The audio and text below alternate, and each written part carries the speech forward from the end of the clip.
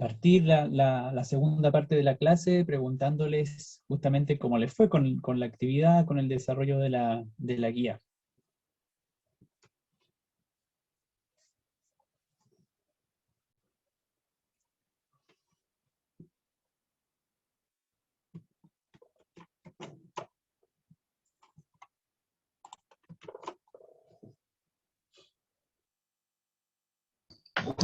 Eh, Profe, a nosotros bien, ¿Ya? pero nos ocurrió un percance, un gran percance.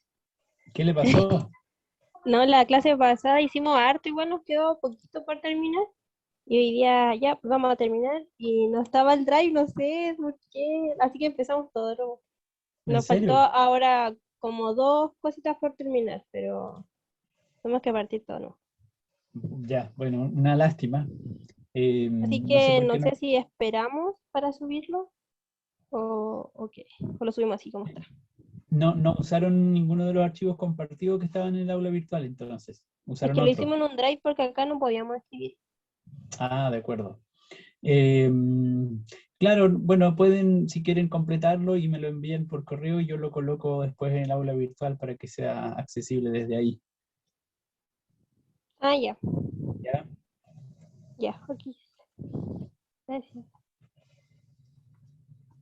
Profe, Sí, dígame. una consulta es que yo no alcancé a terminarlo ahora. Ujú. ¿Hasta qué hora se puede entregar? Como para dejarlo en el aula. ¿Está trabajando en uno de los documentos compartidos que estaban ahí? Sí, en el documento 6. Ah, ya, estupendo. No hay límite de tiempo, puede seguir completándolo, no hay problema. Ah, ok. ¿Ya? Gracias. Ahora vamos a ir comentando el contenido de la guía. Eventualmente algunas preguntas eran bastante descriptivas y relativamente simples, otras requerían hacer uso del simulador y entonces me interesa también conocer cuál fue su experiencia con ese recurso y por supuesto si hay algo que les resultara atractivo o que fuera fuente de aprendizaje. Em, en la primera parte, ustedes vieron que había un par de preguntas que tenían que ver con su comprensión inicial, ¿cierto? Sobre el sistema circulatorio, porque de eso se trata en este caso el trabajo, de describir el funcionamiento o las estructuras principales y el funcionamiento de esas estructuras en el sistema circulatorio. Y por supuesto, la pregunta inicial y principal tiene que ver con la función, con el propósito de esta estructura que llamamos sistema circulatorio. Eso estaba formulado en términos de la necesidad que tiene nuestro cuerpo de hacer uso de la sangre. ¿Por qué tenemos esta estructura interna que permite el tránsito, ¿cierto? O el flujo de sangre? Y los grupos en general, los que veo aquí que han respondido, apuntan, por ejemplo, en el caso de Cosette y Valentina, dicen, la sangre es importante ya que se encarga de transportar nutrientes y oxígeno al resto del cuerpo para su correcto funcionamiento. Además, esta se encarga de distribuir los desechos para que sean eliminados en el sistema digestivo, respiratorio y renal. ¿Qué les parece esa respuesta a los otros grupos? ¿Alguno agregaría algo o a lo mejor algún grupo les faltó colocar alguno de los elementos que sus compañeras pusieron o piensan que se requiere una precisión, un ajuste en esta respuesta? ¿Alguien tiene alguna sugerencia? María dice que está buena la respuesta, ¿le parece bien? Ok, gracias María.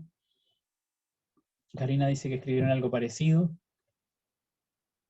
Yo llamaría la atención solamente sobre la eliminación de desechos en el sistema digestivo. ¿Cómo podría estar asociada esa eliminación de desechos en el sistema digestivo a la circulación sanguínea? Es una pregunta que yo le haría a Cosette y a Valentina. No sé si están ahí escuchando ellas.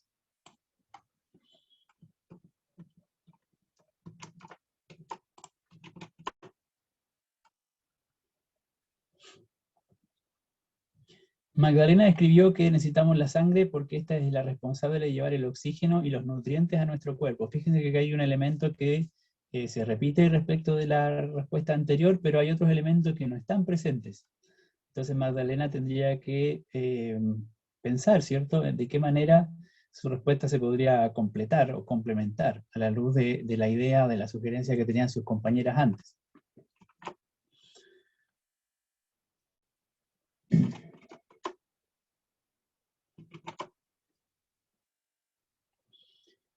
En el caso de Viviana y Thais, anotaron que es necesaria la sangre porque transporta una serie de elementos que son esenciales para nuestro cuerpo, como el oxígeno, las proteínas, entre otros.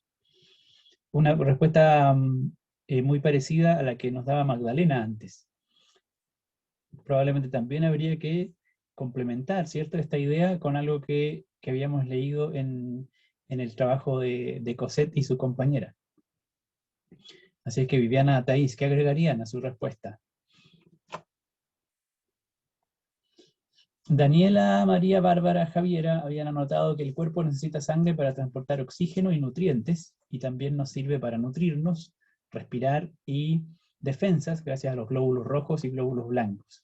Aquí hay elementos adicionales que no habían aparecido en los grupos anteriores, y algunos detalles que especifican algo de lo que ya se había señalado, ¿cierto? Me gustaría en este caso preguntarles qué están imaginando, qué están pensando cuando piensan en que la sangre nos sirve para nutrirnos, y de qué manera también la sangre nos sirve para respirar. ¿Cómo se imaginan que la sangre participa de esos procesos?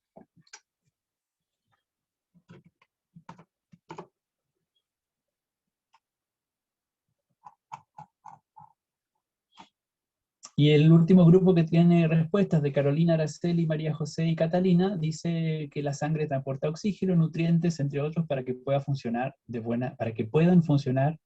buena manera. De nuevo, una idea que ya estaba en las respuestas anteriores, aunque aquí hay algo de generalidad y no sabríamos en este minuto a qué se refieren con lo que pueda funcionar de buena manera. Porque dice que puedan funcionar de buena manera. Entonces, la pregunta para ellas sería, ¿en qué estaban pensando? ¿Qué es lo que puede funcionar de buena manera gracias a ese transporte de oxígeno y nutrientes? ¿Y qué elementos habría que agregar a esta respuesta para completarla o complementarla a la luz de las otras respuestas que leímos de sus compañeras? Estamos, por cierto, revisando de manera inicial el trabajo, y a partir justamente de las comprensiones o ideas iniciales que ustedes manifestaron. ¿Algo que agregarían a partir de esta, después de haber hecho la guía, digamos, algo que agregarían o que cambiarían de todas estas respuestas que hemos revisado? ¿A alguien se le ocurre alguna idea? ¿Tiene alguna propuesta?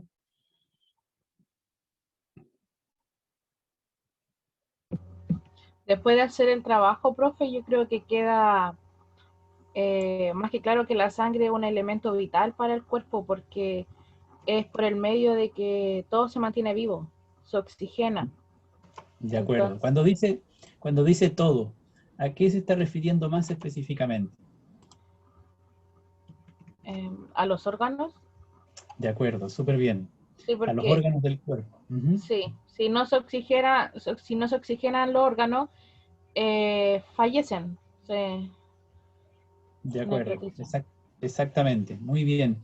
Y ¿a qué nivel, digamos, estructural, eh, a qué parte específica de los órganos está destinada la sangre, digamos, a través de qué proceso eh, los órganos obtienen estos nutrientes y este oxígeno necesario para funcionar? O sea, a través de lo que vimos, sí, es que la pregunta es el sistema circulatorio. A Ujú. través de ese sistema, la sangre mediante la arteria y las venas va llevando sangre y trayendo hacia el corazón con la sangre que va oxigenada y la que no. De acuerdo, pero pensando en un órgano en particular, por ejemplo, el estómago. El estómago, usted me dice, para que se mantenga vivo necesita la sangre, porque la sangre le va a aportar oxígeno y nutrientes, y entonces el órgano, el estómago, va a poder realizar su función. Pero, ¿cómo ingresa esos nutrientes, ese oxígeno al estómago? ¿Cómo el estómago absorbe esos nutrientes y ese gas, digamos? ¿A qué nivel de su estructura? A lo mejor alguien más puede complementar la respuesta de su compañera.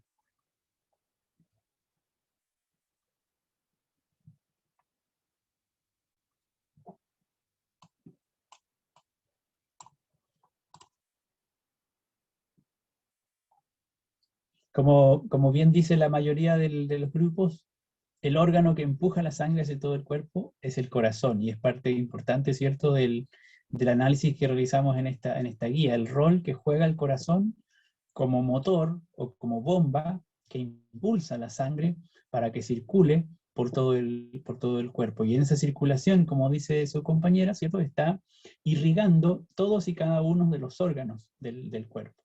Mediante esa irrigación está entregando, está proveyendo nutrientes, está proveyendo oxígeno para el funcionamiento de los órganos, y como decían algunos grupos, está también recogiendo o recibiendo desechos, elementos de desecho que van a ser luego eliminados del cuerpo.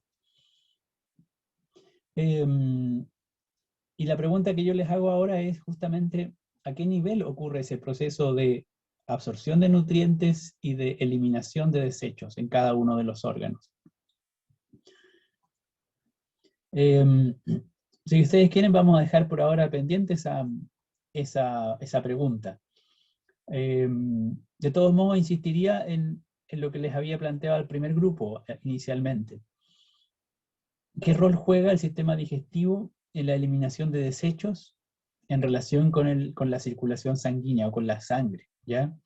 Tener presente esta pregunta. No sé si están Cosette y Valentina, y las veo conectadas al documento. ¿Podrían a lo mejor Cosette o Valentina comentarnos cómo se imaginan esa participación? O esa relación entre el sistema digestivo, desechos y sangre.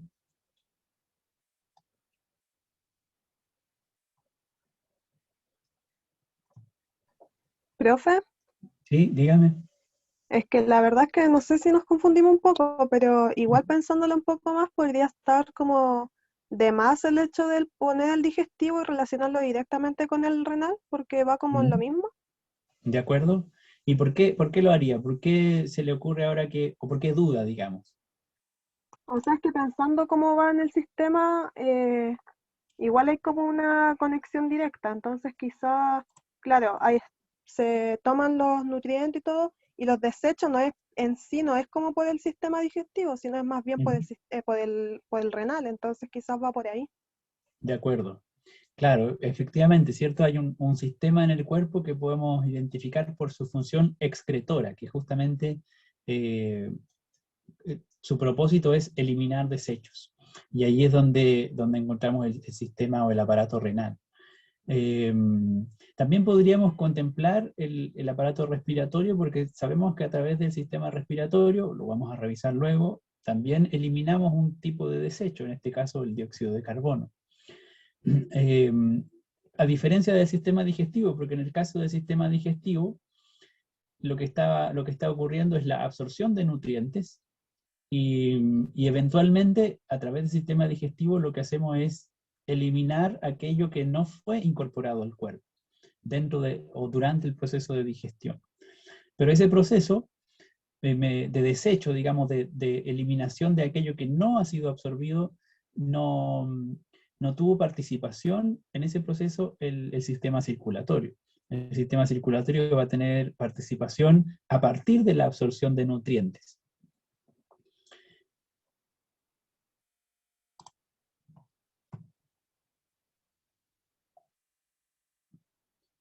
Bueno, luego la guía comenta o permite ir revisando, ¿cierto?, la estructura del corazón. Ustedes pudieron identificar 4 cámaras o cavidades, y están identificadas como 2 aurículas, izquierda y derecha, simplemente en función de la lateralidad del cuerpo, y ventrículo derecho y ventrículo izquierdo, respondiendo al mismo criterio. Lo otro que podíamos visualizar o que se puede apreciar con relativa claridad en esta animación que estábamos utilizando es el funcionamiento de las válvulas, ¿cierto? Que se encuentran entre las paredes que conectan al corazón o las cavidades del corazón, y si bien aquí no lo apreciamos porque no estamos representando las partículas de sangre que fluyen en el interior, evidentemente aquí hay unas especies de puertas que conectan las aurículas con los ventrículos, y a su vez los ventrículos con las venas y las arterias, de manera que la sangre pueda fluir, podríamos decir, por etapas. Y de esa manera el corazón puede controlar la presión con la cual impulsa la sangre de una cavidad a otra, y evita al mismo tiempo que se produzca un contraflujo, es decir, que la sangre se devuelva. Así es que ustedes efectivamente pudieron identificar esas estructuras que son las válvulas del corazón, y que por supuesto anatómicamente pueden ser bien diferenciadas, y se pueden también reconocer con sus respectivos nombres propios. Lo importante aquí es tener presente, ¿cierto?, estas puertas de conexión entre aurícula y ventrículo, que son la válvula tricúspide y válvula bicúspide, y las válvulas entre ventrículos y arterias, en este caso la válvula aórtica y la válvula pulmonar. Justamente esas válvulas son las que están asociadas, como anotan aquí sus compañeras, al característico sonido del latir del corazón, ¿cierto? Que en el acrónimo en inglés se expresa como loop-doop, porque hace como tum-tum, ¿cierto? El bombeo del corazón. Son dos momentos de cierre de válvulas. Y esos momentos diferenciados tienen que ver justamente con el cierre de las válvulas en las aurículas y con el cierre de las válvulas en las arterias.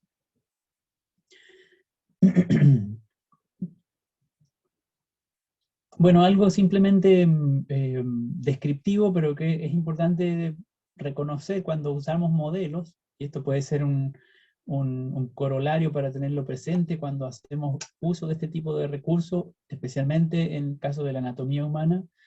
Muchas veces la denominación resulta contraintuitiva porque hablamos de ventrículo izquierdo o aurícula izquierda, y eso aparece representado al lado opuesto en el dibujo, en el esquema, al lado derecho.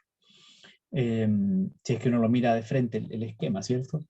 Y eso no tiene otra explicación más que el que la representación es, como dicen aquí, un espejo, un reflejo de lo que sería el cuerpo si lo miráramos desde el frente.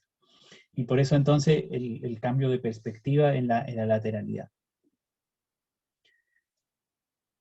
Hasta ahí esa era la parte inicial de la guía. En la segunda parte el propósito era reconocer el sentido del flujo, de qué manera el flujo sanguíneo está ocurriendo, está desplazándose al interior del sistema circulatorio, bombeado por el corazón, transfiriéndose, ¿cierto?, la sangre desde una cavidad a otra, no espontáneamente, por supuesto, ¿cierto?, sino que, como ustedes bien saben, producto de movimientos involuntarios que están gatillados en los músculos del corazón, por la red neuronal, ¿cierto?, el sistema neuronal que está activando esas células.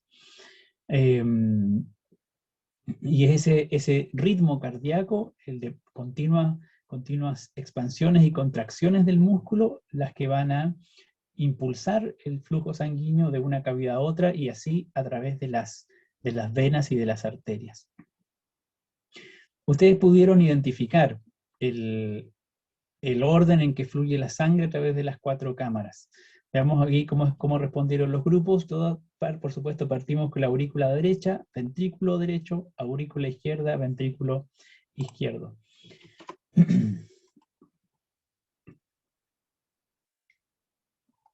En este caso, aurícula, ventrículo derecho, aurícula izquierda, ventrículo izquierdo.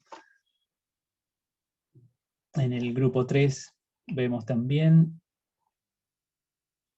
Aurícula derecha, ventrículo derecho, aurícula izquierda, ventrículo izquierdo.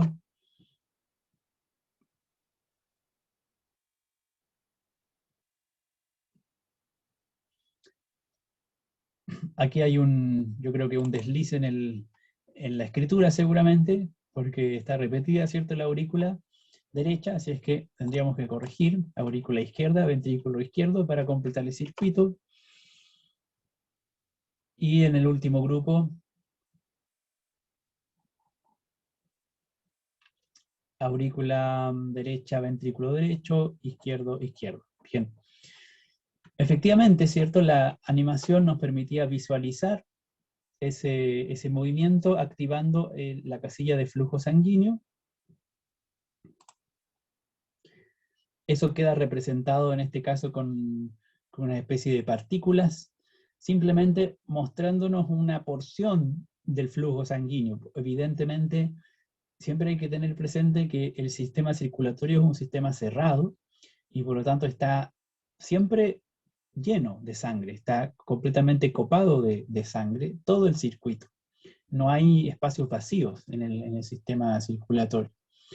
Entonces, aunque nosotros ahora en la animación vemos cómo las partículas entran en una cavidad del corazón y salen de otra cavidad, eso no quiere decir que la cavidad quede vacía. Por supuesto, el flujo es continuo y cuando sale una porción de sangre de un volumen de sangre de una cavidad, entonces ingresa otro volumen de sangre a esa misma cavidad.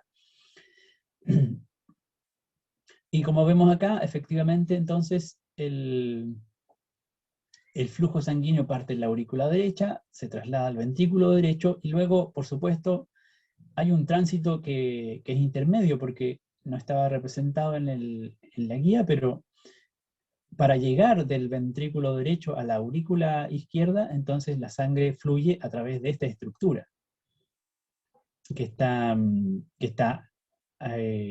digamos, al costado del corazón y que corresponde a los vasos capilares de los pulmones. Así que la sangre pasa por los pulmones antes de volver a la aurícula izquierda y luego de ahí al ventrículo izquierdo.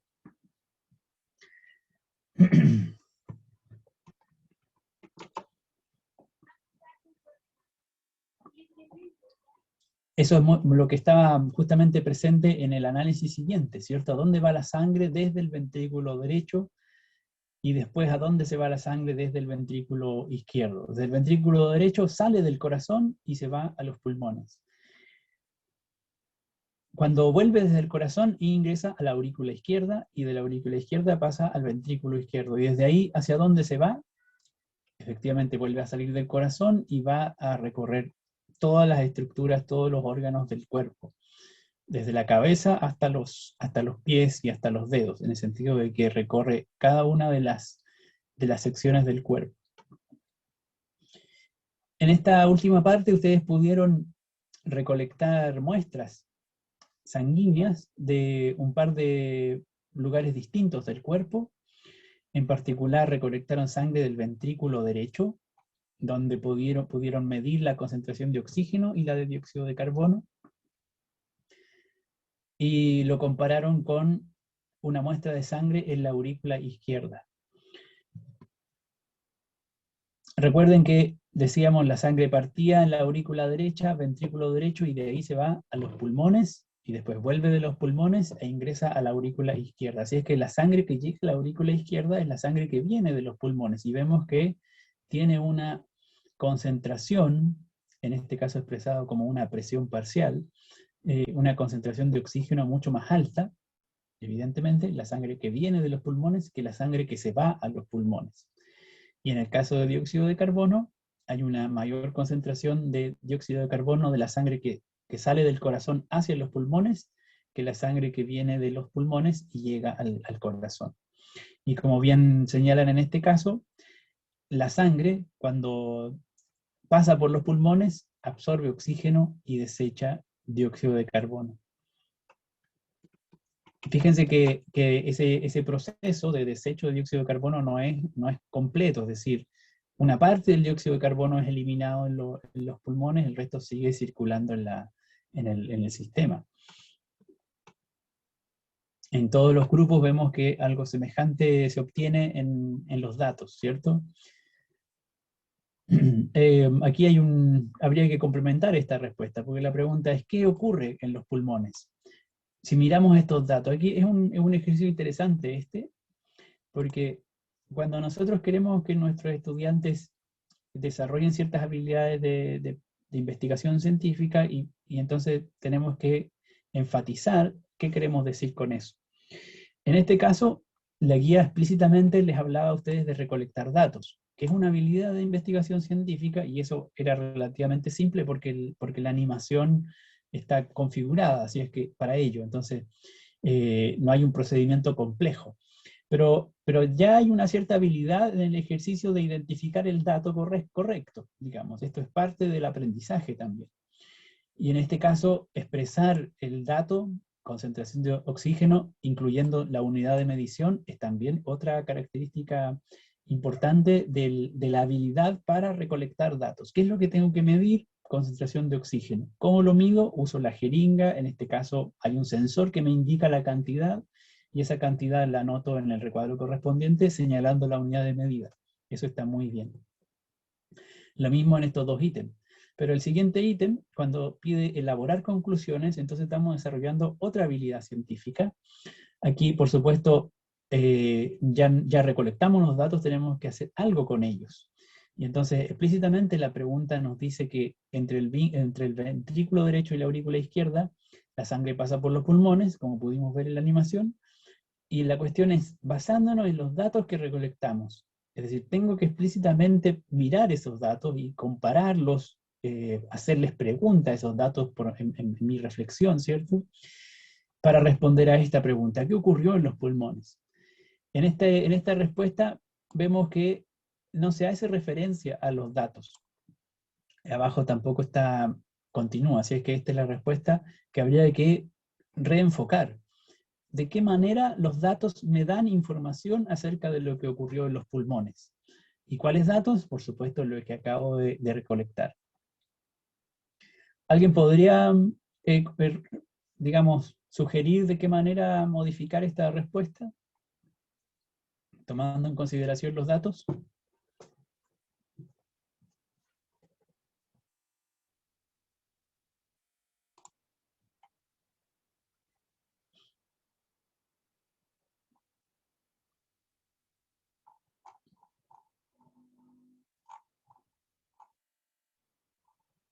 Tarea para Magdalena, para que piense cómo hacer un ejercicio de completar esta respuesta.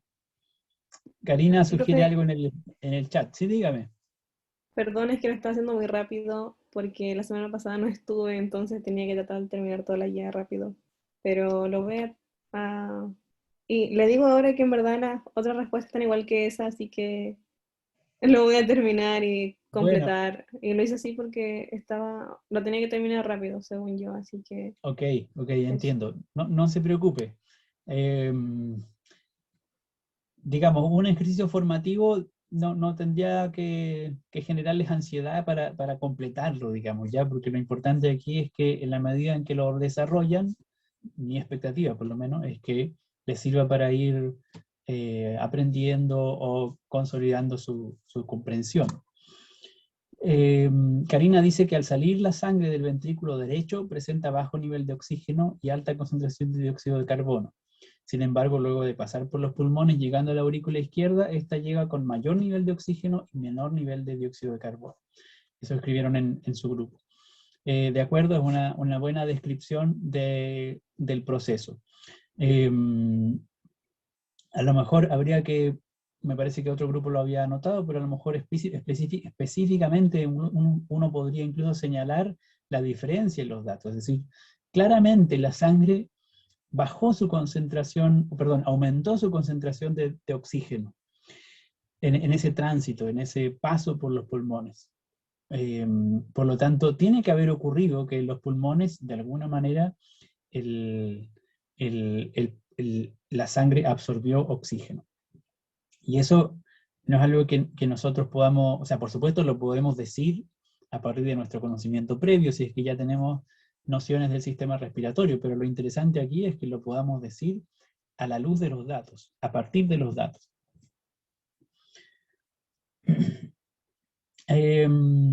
Bueno, hasta ahí la primera parte de la guía. La segunda parte, o la segunda actividad, después de la anterior, tiene que ver con cómo se distribuye la sangre al cuerpo, ¿cierto? A través de qué estructura se va distribuyendo la sangre, y por lo tanto empezamos a revisar otros órganos del sistema circulatorio. En este caso, como bien señalan sus compañeras, ¿qué lugares recorre la sangre después de dejar el corazón? Bueno, en el modelo en general, en los modelos del sistema circulatorio, en general, la representación siempre es muy simplificada. En este caso, ya vemos, ¿cierto?, que hay redes capilares que corresponden a ciertas estructuras. Aquí habíamos identificado, por ejemplo, la red de capilares que envuelven a los pulmones, al pulmón izquierdo y al pulmón derecho. Pero por supuesto, esta es una representación simplificada, un modelo que nos sirve para comprender de mejor forma la dinámica del flujo sanguíneo y el funcionamiento del sistema circulatorio en general. Lo mismo va a ocurrir en esta representación que corresponde a la red de capilares que se distribuyen por la extremidad izquierda y por la extremidad derecha, por los brazos, digamos, o por la cabeza, ¿cierto? Pero por supuesto, en cuanto a representación, estamos simplificando mucho la estructura, y hay muchísimas otras redes capilares que no están representadas en este esquema. Pero en este caso el simulador identificaba algunas estructuras principales, partes del cuerpo, con alguna de las etiquetas, y entonces así uno podría identificar el brazo derecho, la cabeza, el brazo izquierdo, etc. Dependiendo del modelo que utilicemos, eventualmente van a aparecer algunas estructuras y otras no.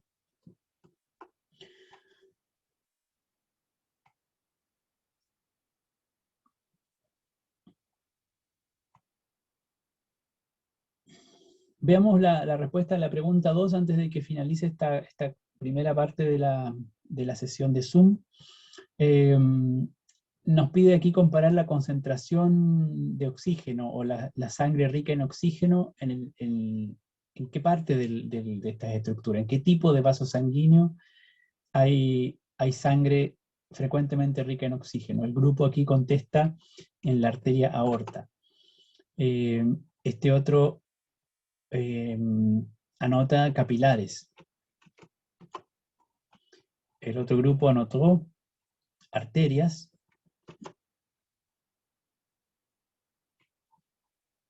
Este grupo anotó aorta, oxígeno. No, aquí hay más datos de lo que respondía. Aorta anotaron. Y el último grupo anotó arterias.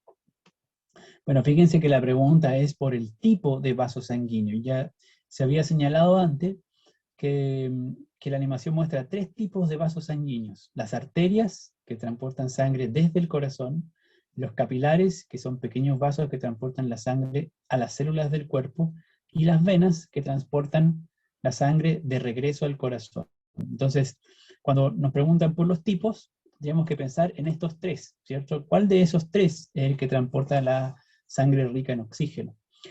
Podemos mencionar la aorta, pero la aorta es una arteria. No es un tipo de arteria, sino que es un ejemplo de arteria, ¿ya?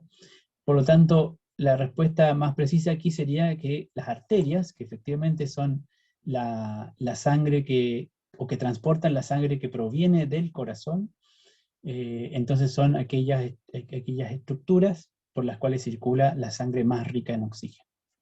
Creo que se va a interrumpir la conexión en cualquier segundo, así es que voy a volver a conectarme para continuar con esta revisión, ¿ya? Voy y vuelvo enseguida.